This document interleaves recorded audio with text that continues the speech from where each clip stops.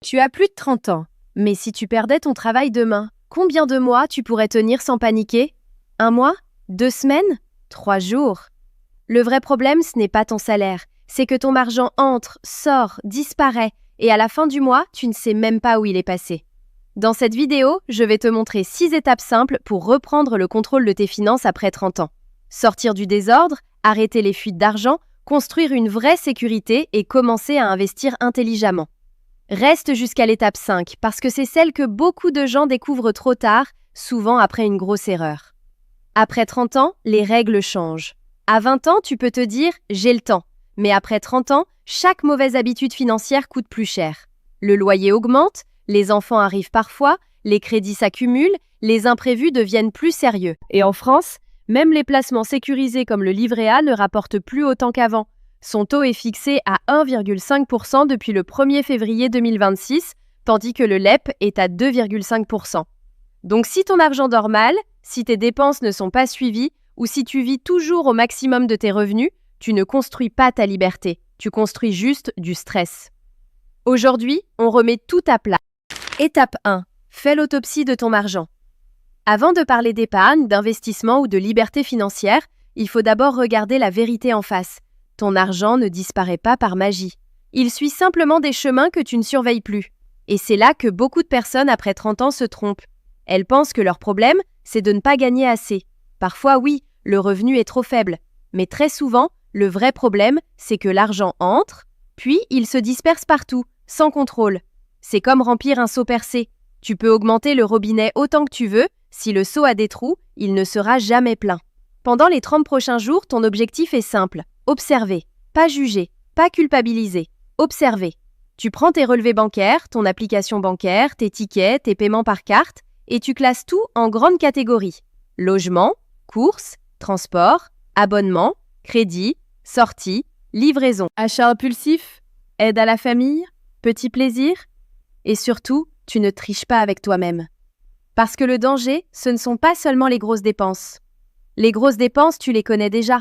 Le loyer, la voiture, le crédit, les factures, tu les vois venir. Le vrai danger, ce sont les petites dépenses invisibles. Le café acheté tous les matins, le repas livré parce que tu es fatigué, l'abonnement que tu n'utilises plus, le paiement en plusieurs fois qui avait l'air léger, le petit achat pas cher qui revient 3 fois par semaine. Sur le moment, tu te dis « ce n'est que 8 €. Mais 8 € par jour, c'est environ 240 € par mois. Et 240 € par mois, c'est presque 2 900 € par an. Là, ce n'est plus une petite dépense. C'est un voyage. C'est une épargne de sécurité. C'est plusieurs mensualités de crédit. C'est de l'argent qui aurait pu travailler pour toi, mais qui est parti sans laisser de traces. Et c'est pour ça que cette étape est puissante. Parce qu'à la fin de ces 30 jours, tu ne vas plus dire « je ne sais pas où passe mon argent ». Tu vas pouvoir dire « voilà exactement où il part ». Et à ce moment-là, tu reprends le pouvoir. Tu vas peut-être découvrir que tu dépenses trop dans les livraisons, ou que tes abonnements te coûtent plus cher que tu pensais, ou que ton problème n'est pas ton salaire, mais ton manque de structure. Et attention, le but n'est pas de te priver de tout. Le but, c'est de savoir quelles dépenses construisent vraiment ta vie, et lesquelles détruisent ton futur en silence. Parce qu'une dépense consciente peut être assumée, mais une dépense inconsciente finit toujours par te contrôler. Donc avant de couper quoi que ce soit, fais d'abord cette autopsie. Regarde les chiffres. Regarde les habitudes, regarde les fuites. Et une fois que tu vois clairement où ton argent s'échappe, l'étape suivante devient évidente. Il faut boucher les trous. Et c'est exactement ce qu'on va faire maintenant avec l'étape 2, couper les dépenses invisibles. Étape 2, coupe les dépenses invisibles. Maintenant que tu as fait l'autopsie de ton argent, tu as sûrement remarqué quelque chose. Ton compte bancaire ne se vide pas toujours à cause d'une seule grosse dépense. Très souvent, il se vide à cause de petites sorties d'argent que tu ne ressens même plus. Et c'est ça le piège. Une dépense invisible, c'est une dépense qui ne te choque plus parce qu'elle est devenue automatique. Un abonnement à 9,99 €. Une application que tu n'utilises presque jamais. Une assurance jamais renégociée. Un forfait mobile trop cher. Des frais bancaires que tu ne regardes même plus. Des livraisons de repas répétées. Des paiements en plusieurs fois qui s'empilent. Pris séparément, tout ça paraît innocent. Tu regardes une ligne et tu te dis « ce n'est pas grave, ce n'est que 10 €. Mais le problème, c'est que ton compte ne voit pas « ce n'est que 10 €. Ton compte voit 10 €, puis 15 €, puis 29 €, puis 40 €, puis encore 12 euros. Et à la fin du mois, t'as perdu 150, 200, parfois 300 euros, sans avoir vraiment amélioré ta vie. C'est comme une maison avec des petites fissures dans les murs. Une seule fissure ne fait pas tomber la maison, mais si tu les ignores toutes, un jour, toute la structure devient fragile. Alors voici ce que tu vas faire. Tu prends la liste de tes dépenses récurrentes et tu poses une question simple à chaque ligne. Est-ce que cette dépense m'apporte encore une vraie valeur aujourd'hui? Pas hier, pas quand tu t'es abonné, aujourd'hui. Si la réponse est oui, tu gardes. Si la réponse est non, tu coupes. Si la réponse est je ne sais pas, tu suspends pendant 30 jours. Et tu vas être surpris, beaucoup de choses que tu pensais indispensables ne vont même pas te manquer. Ensuite, tu attaques les dépenses négociables.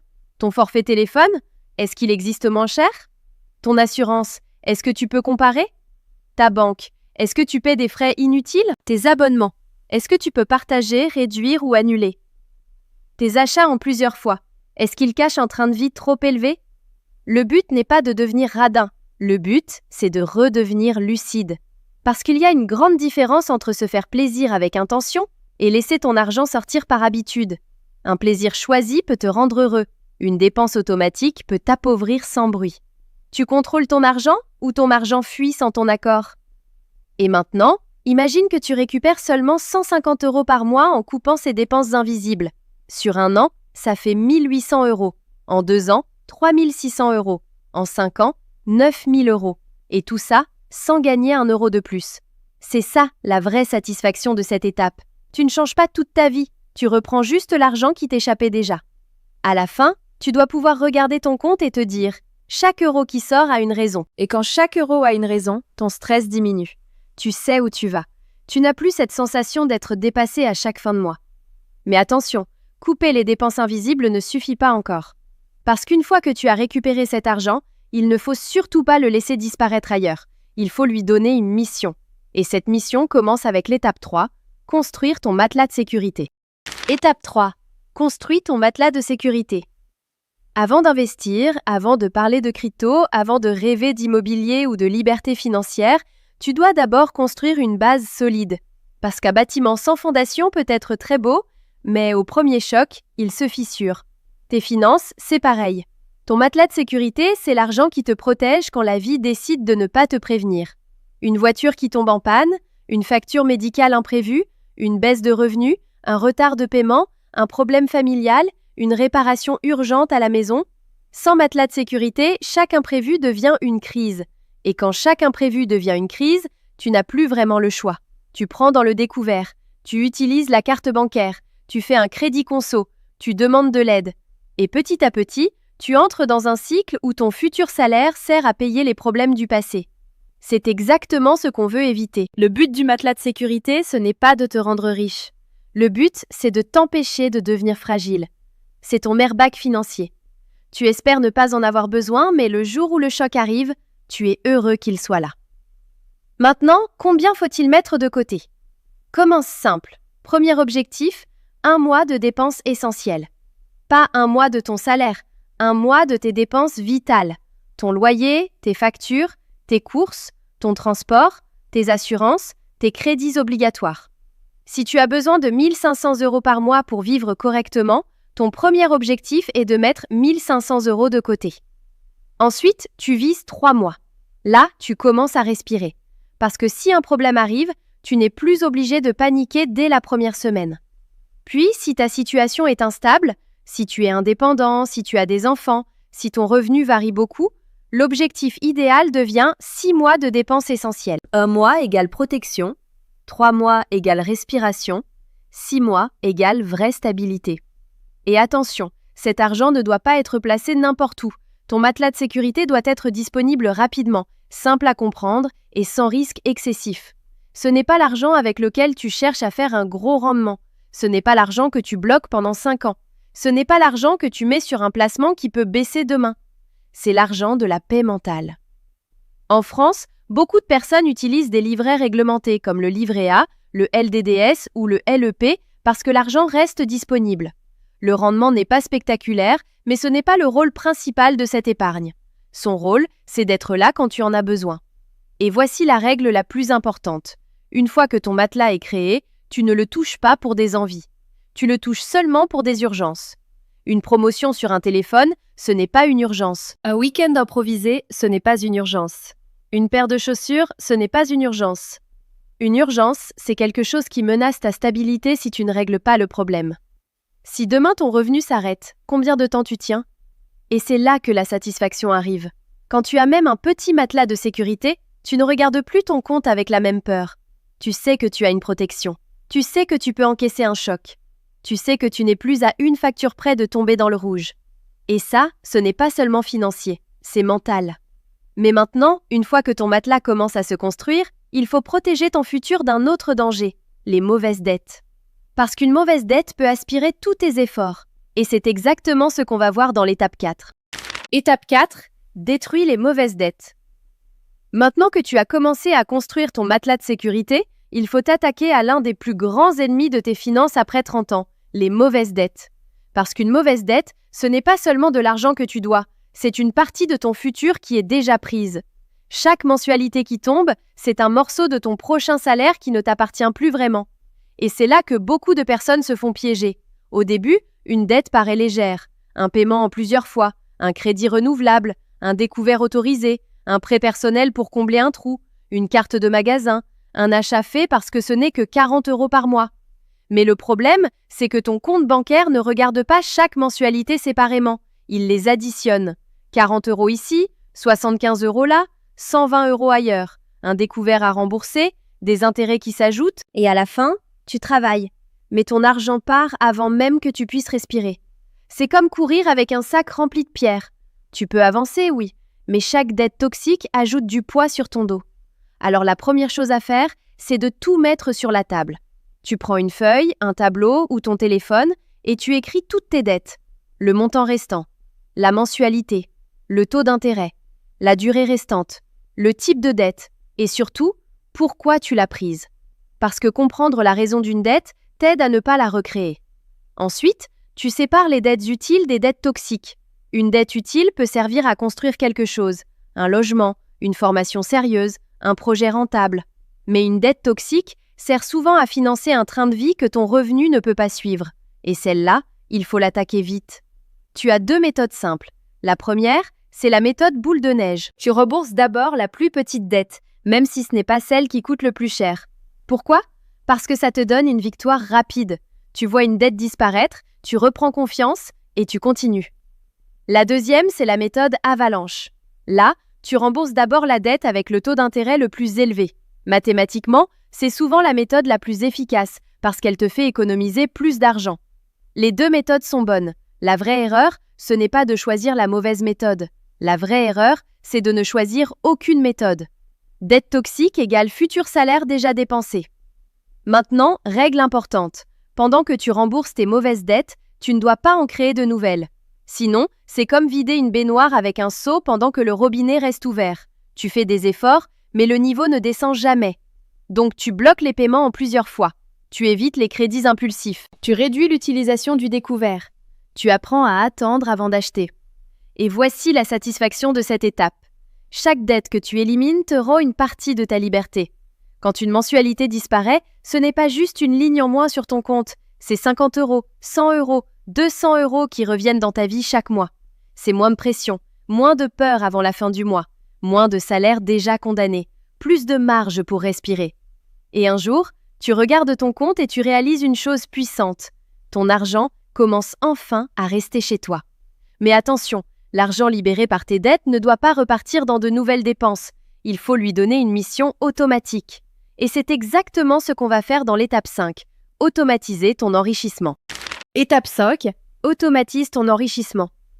Maintenant que tu as commencé à couper les dépenses invisibles, construit ton matelas de sécurité et attaqué tes mauvaises dettes, il faut faire quelque chose de très important avec l'argent que tu récupères. Parce que si tu ne lui donnes pas une mission claire, cet argent va disparaître ailleurs. C'est humain. Tu rembourses une dette, tu libères 100 € par mois, et quelques semaines plus tard, ces 100 € partent dans des sorties, des commandes, des achats, des petits plaisirs, sans même que tu t'en rendes compte. C'est pour ça qu'il ne faut pas seulement compter sur la motivation, il faut créer un système. La plupart des gens font une erreur, ils attendent la fin du mois pour épargner. Ils se disent « je vais mettre de côté ce qui reste ». Mais le problème, c'est qu'à la fin du mois, il ne reste souvent rien. Pas parce qu'ils sont irresponsables, mais parce que l'argent disponible trouve toujours une raison de sortir. Donc la règle est simple. Tu ne dois pas épargner ce qui reste après avoir dépensé. Tu dois dépenser ce qui reste après avoir épargné. Le jour où ton salaire arrive, tu programmes un virement automatique. Une partie part vers ton matelas de sécurité, une partie part vers tes projets, une partie part vers tes investissements, si ta base est déjà solide. Même si tu commences petit, ce n'est pas grave. 50 € par mois, 100 € par mois, 10% de ton revenu, ou même seulement 20 € si tu démarres de loin. Le montant compte moins que l'habitude, parce qu'une habitude automatique répétée pendant des années peut changer toute ta trajectoire financière. Salaire reçu, virement automatique, futur protégé. Et le vrai pouvoir de l'automatisation, c'est qu'elle enlève l'émotion. Tu n'as plus besoin de te demander chaque mois « Est-ce que j'épargne ou pas ? Est-ce que je peux me le permettre ? Est-ce que je le fais maintenant ou plus tard ?» Non. Le système décide pour toi avant que tes envies ne commencent à négocier. C'est comme si tu mettais ton futur en prélèvement automatique. Et attention, il ne faut pas automatiser seulement l'épargne. Tu peux aussi automatiser le remboursement accéléré de tes dettes, tes investissements réguliers ou même une enveloppe pour les dépenses plaisir. Parce que oui, tu as aussi le droit de te faire plaisir. Mais la différence, c'est que maintenant, ton plaisir a une limite. Il ne vient plus voler l'argent de ta sécurité. Par exemple, tu peux créer 3 virements automatiques le jour de ton salaire. Un virement vers l'épargne de sécurité, un virement vers un compte projet, un virement vers l'investissement long terme. Ensuite, ce qui reste sur ton compte courant, c'est ton argent de vie. Et là, quelque chose change mentalement. Tu ne finis plus le mois en te demandant « Pourquoi je n'ai rien mis de côté ?» Tu commences le mois en sachant que ton futur est déjà servi. Est-ce que ton argent travaille pour ton futur avant de financer tes envies ? Imagine maintenant que tu automatises seulement 150 € par mois. Au bout d'un an, tu as 1 800 €.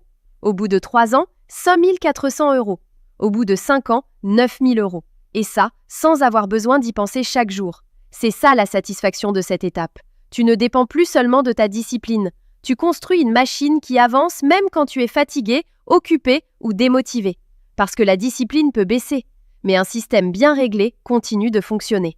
Et à partir du moment où ton argent est automatisé, tu n'es plus seulement en train de survivre à la fin du mois. Tu es en train de construire quelque chose. Mais maintenant, il reste une dernière question essentielle. Où mettre cet argent pour qu'il serve vraiment ton avenir ? Et c'est exactement ce qu'on va voir dans l'étape 6. Investir selon ton âge, pas selon la mode. Étape 6. Investis selon ton âge, pas selon la mode. Maintenant que tu as repris le contrôle de tes dépenses, commencé ton matelas de sécurité, attaqué tes mauvaises dettes et automatisé ton épargne, il reste une étape essentielle, faire travailler ton argent correctement. Mais attention, investir après 30 ans, ce n'est pas courir derrière tout ce qui brille. Ce n'est pas acheter une crypto parce que tout le monde en parle. Ce n'est pas prendre une action parce qu'un inconnu sur Internet dit qu'elle va exploser. Ce n'est pas mettre ton argent dans un projet que tu ne comprends pas simplement parce qu'on t'a promis un gros rendement. Ça, ce n'est pas investir. C'est parier avec ton futur. Après 30 ans, tu dois changer de mentalité. Tu ne dois plus te demander « Qu'est-ce qui peut me rendre riche vite ?» Tu dois te demander « Qu'est-ce qui peut construire ma stabilité sur 10, 15 ou 20 ans ?» Parce qu'à partir de 30 ans, ton meilleur allié, ce n'est pas la chance, c'est le temps, la régularité et la stratégie. Avant de placer ton argent, pose-toi 3 questions simples. Première question, quel est mon objectif ? Est-ce que tu investis pour préparer ta retraite ? Pour acheter ta résidence principale ? Pour financer les études de tes enfants ? Pour créer un patrimoine ? Pour générer des revenus complémentaires ? Parce qu'un argent destiné à être utilisé dans 2 ans ne doit pas être placé comme un argent destiné à être utilisé dans 20 ans. Deuxième question, quel risque je peux vraiment supporter ? Pas le risque que tu crois supporter quand tout monte. Le vrai risque, c'est ce que tu ressens quand ton placement baisse. Est-ce que tu paniques si tu vois moins 10%? Est-ce que tu vends dès que le marché tremble? Est-ce que tu dors mal quand ton argent bouge? Si oui, tu dois adapter ton investissement à ton tempérament, pas à ton ego. Troisième question. Est-ce que je comprends ce que j'achète? Si tu ne peux pas expliquer simplement où va ton argent, comment ça fonctionne, quels sont les risques et quand tu peux récupérer ton argent, alors tu n'investis pas encore. Tu suis quelqu'un. Et suivre aveuglément, c'est dangereux. Objectif plus horizon plus risque égale vraie stratégie. Après 30 ans, tu dois construire une base claire. Ton épargne de sécurité reste disponible, Ton argent pour les projets courts reste prudent. Ton argent long terme peut aller vers des supports plus dynamiques, selon ton profil, assurance vie, PEA, ETF, immobilier ou autres solutions adaptées. Mais ne mets jamais tout au même endroit. Parce qu'investir, c'est comme planter un jardin. Tu ne plantes pas une seule graine en espérant nourrir toute ta famille. Tu diversifies, tu arroses régulièrement, tu laisses le temps faire son travail. Et surtout, tu évites de déraciner la plante tous les 2 jours pour vérifier si elle pousse. Est-ce que tu investis ou est-ce que tu joues avec ton avenir? La vraie satisfaction de cette étape, c'est que tu arrêtes de subir ton argent. Tu n'es plus seulement quelqu'un qui gagne, dépense, rembourse et recommence. Tu deviens quelqu'un qui construit. Chaque euro investi avec intelligence devient un petit soldat envoyé travailler pour ton avenir. Certains résultats prendront du temps, certains mois seront calmes, certains marchés vont monter et descendre. Mais si ton système est propre, si ton objectif est clair, si tu investis régulièrement et sans suivre la panique, tu avances. Et c'est ça, la vraie maturité financière après 30 ans. Ne plus chercher le coup magique, mais construire une liberté solide. Parce qu'au final, l'objectif n'est pas d'impressionner les autres. L'objectif, c'est de pouvoir te dire dans quelques années « Heureusement que j'ai commencé aujourd'hui ». Et maintenant, tu as les 6 étapes. Comprendre ton argent, couper les fuites, créer ta sécurité, détruire les mauvaises dettes, automatiser ton épargne et investir avec stratégie. Il ne reste plus qu'à résumer tout ça clairement. En résumé, d'abord fais l'autopsie de ton argent. Ensuite, coupe les dépenses invisibles. Construis ton matelas de sécurité, rembourse les mauvaises dettes, automatise ton épargne et enfin, investis selon tes objectifs, pas selon la mode. La vérité, c'est que tu n'as pas besoin d'être riche pour reprendre le contrôle. Tu as besoin d'un système. Et toi aujourd'hui, c'est quoi ton plus gros blocage financier? Les dépenses, les dettes, l'épargne ou l'investissement? Dis-le-moi en commentaire. Et si tu veux aller plus loin, la vidéo juste ici t'explique comment construire un budget simple sans te priver de vivre.